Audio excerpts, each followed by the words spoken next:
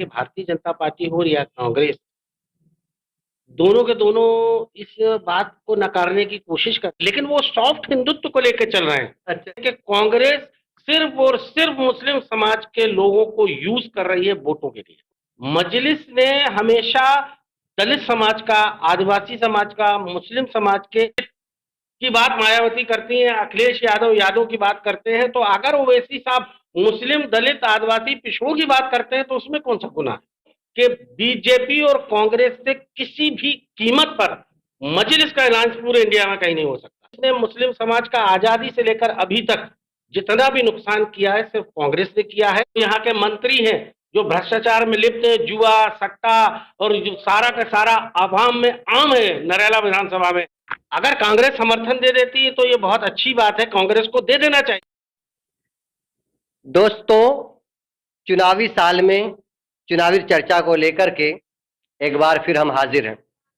इस बार हमारे पास एक ऐसे खास मेहमान मौजूद हैं जो किसी तारीफ के मोहताज नहीं है, जो एमआईएम की भोपाल में हर तरह की बागडोर को संभाल के रखे हुए हैं और ऑल इंडिया मजलिस इत्तेहादुल मुस्लिमीन के लिए संघर्ष कोशिश कर रहे हैं। और यही नहीं, सूत्रों की अगर माने तो आने वाले वक्त में भोपाल ही नहीं, पूरी मध्य प्रदेश की जिम्मेदारी शायद इनको मिलने वाली है। यहाँ पर वो उपस्थित है, हम उनसे कई मुद्दों को लेकर के, कई चीजों पे उनसे चर्चा करेंगे, खास करके चुनावी चर्चा करेंगे। तो सबसे पहले जनाब तौकीर निजामी साहब, RH न्यूज 24 में आपका बहुत बहुत स्वागत है। शुक्रिया रहमानी साहब। और आप यकीनन, अब मैंने देखा है कि मीडिया के फील्ड में बहुत संघर्ष कर रहे हैं।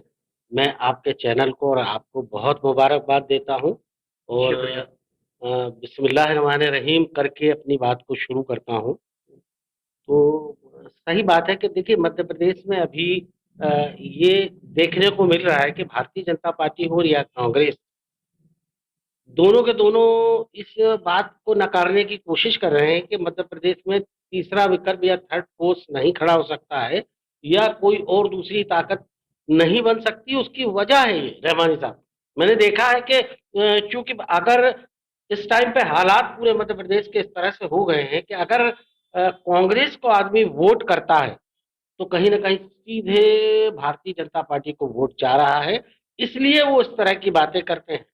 पहला सवाल मेरा आपसे ये है कि ब्रांडेड एमआईएम से आप हैं, कांग्रेस से कौन है? देखिए, कांग्रेस तो एक समंदर वाली पार्टी है। वहां पे मैंने देखा है कि बहुत सारे समंदर की तरह लोग भरे हुए हैं और मैं, हमारी मजलिस या ओवैसी साहब या जिन लोगों ने मुझ पर भरोसा और विश्वास किया है, मैं कोशिश कर रहा हूं कि उनके भरोसे और विश्वास पे पूरा उतरूं। नहीं, मतलब कहने का मतलब है कि ब्रांडेड नेता तौकीर निजामी साहब एमआईएम से, कांग्रेस से कौन है? मैंने आपसे कहा ना कि बड़ी समंदर पार्टी है, बहुत बड़ी पार्टी है। वहां तो कोई एक का नाम?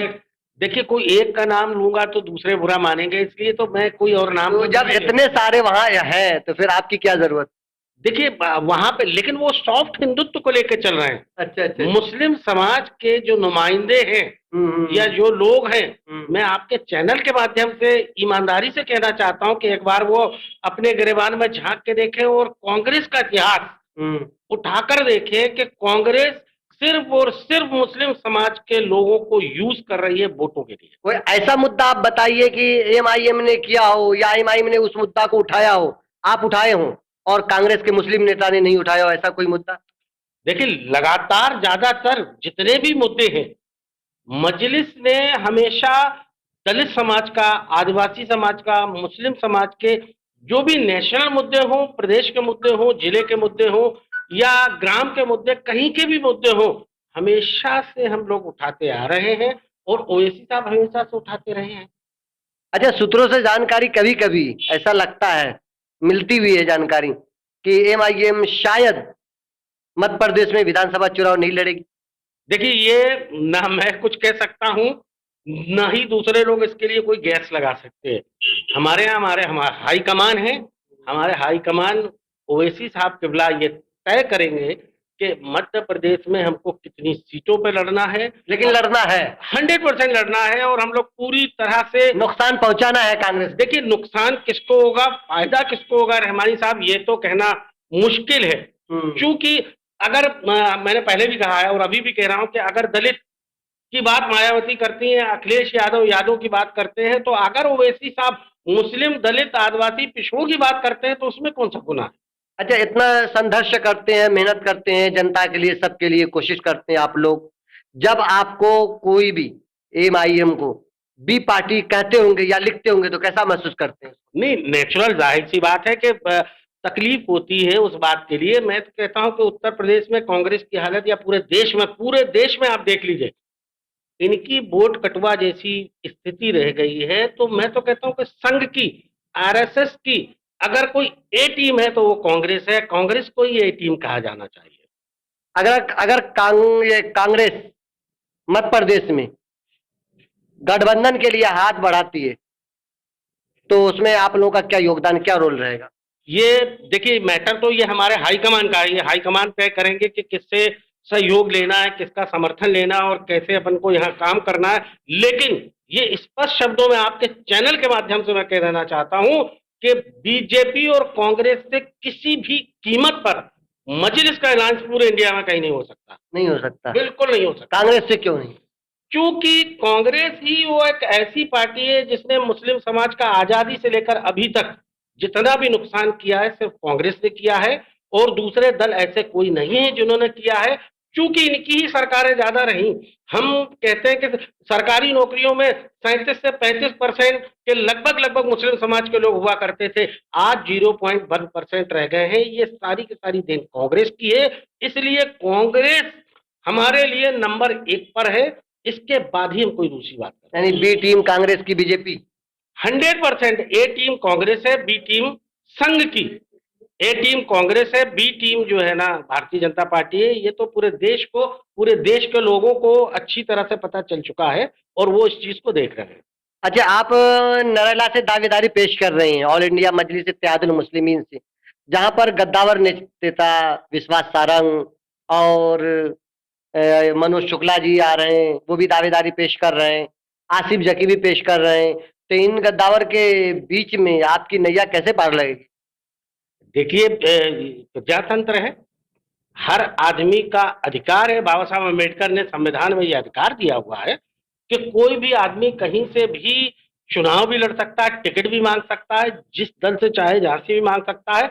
लेकिन मसला उठता वही है रमानी साहब कि देखना यह है कि कांग्रेस यहां पर किसको देगी। और सबसे बड़ी नरेला विधानसभा में ये स्पष्ट हो चुका है, लोग हताश है, निराश है और लोग ये कहते हैं कि कांग्रेस 3-3 बार से यहाँ चुनाव हार रही है और अब भारतीय जनता पार्टी या कद्दावर जिस नेता की आप बात कर रहे हैं, भारतीय जनता पार्टी जो यहाँ के मंत्री हैं, जो भ्रष्टाचार में लिप्त है, जुआ, सट्टा और जो सारा का सारा आवाम में आम है नरेला विधानसभा में, इस बार मजलिस किसी भी कीमत पर उनको हराने का काम करेगा। तो ऐसे हालात को देखते हुए कांग्रेस से क्या कहेंगे? आप मुझे समर्थन दे दे, अपना उम्मीदवार नहीं उतारे।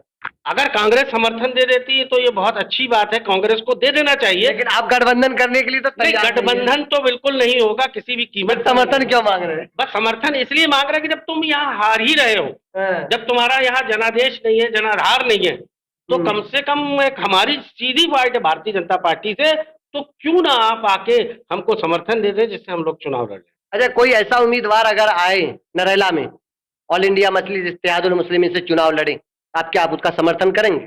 देखिए, हमारी पार्टी ईमानदारी पूरे मध्य प्रदेश में जिसको भी जहां से भी, नरेला ही नहीं, जिसको भी जहां से भी टिकट दे देगी, हमारे वो सराखों पे है। हम उसके लिए 24 घंटे काम करेंगे।